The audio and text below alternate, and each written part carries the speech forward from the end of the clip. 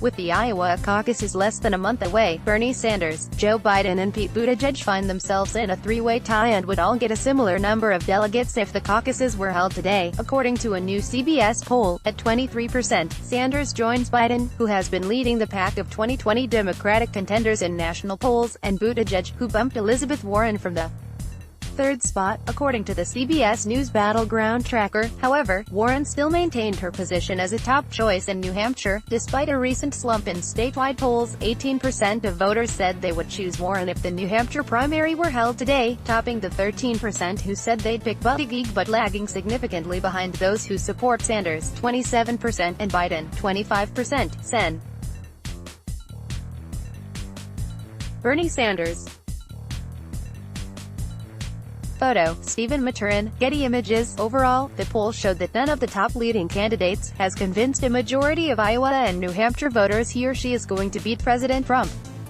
While these four candidates lead in Iowa and New Hampshire as first-choice candidates, a majority of voters, 57%, could not confirm that they had made up their minds. In New Hampshire, 65% of Sanders' backers call themselves enthusiastic about supporting him ahead of all other candidates, CBS reported, adding that Sanders might be more reliant on first-time caucus goers than the other leading candidates in Iowa, with 36% of his backers saying this with their first caucus, versus Buttigieg's 25% and Biden's 24%. When it came to second-choice candidates, Warren and Biden tied in Iowa at 18%, whereas Warren held a 3-point lead over Biden and Sanders, both tied at 17%. In New Hampshire, still, fewer voters today believe the Massachusetts senator, best known for her ambitious policy proposals, has a chance of winning against Trump than they did last fall. Only 24% of voters think she can beat Trump, whereas more voters believe in Biden, 38% in Iowa and 36% in New Hampshire, followed by Sanders. Beyond polling, both Sanders and Biden are the candidates to beat. Fundraising and endorsements are likely to keep the two frontrunners at the top until the caucuses. Sanders' campaign raised a record $34.5 million in the last quarter of 2019, one of the largest quarterly totals of any Democratic candidate this election cycle.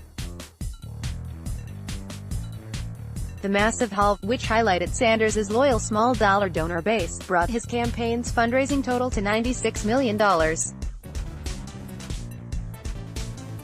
In Iowa and New Hampshire, he is often described by voters as principled and risky. Biden, who more than half of voters in Iowa and New Hampshire consider a safe choice, raised $22.7 million in the fourth quarter of 2019, the biggest haul of his campaign so far, despite falling short not only of Sanders but also of Buttigieg, who raised $24.7 million in the last quarter. The former vice president's fundraising bump signaled increased support from his base weeks before the Iowa vote. What Biden also has more than any other candidate is endorsements. He has 33 endorsements from members of Congress and governors. CNN reported. His closest competitor, Sen. Cory Booker of New Jersey, has only 13 endorsements. Sanders has a mere 6. His stronghold among moderates could pay off if voters consider policies from his top rival, Sanders, as too progressive to win over swing voters this November. Meanwhile, Buttigieg, who has surged in the two key early states, is being widely considered by half of Iowa voters and 4 in 10 New Hampshire voters, but he does not do as well as Biden or Sanders in New Hampshire at converting those considering him into first-choice votes. CBS reported. Read more from Yahoo News. Shattered. Inside the secret battle to save America's undercover spies in the digital age behind Pelosi's risky strategy to withhold impeachment from Senate. What happens to the articles of impeachment now? Trump impeachment FAQ. What you need to know. Yahoo News. YouGov poll. Majority agree with Trump's impeachment photos.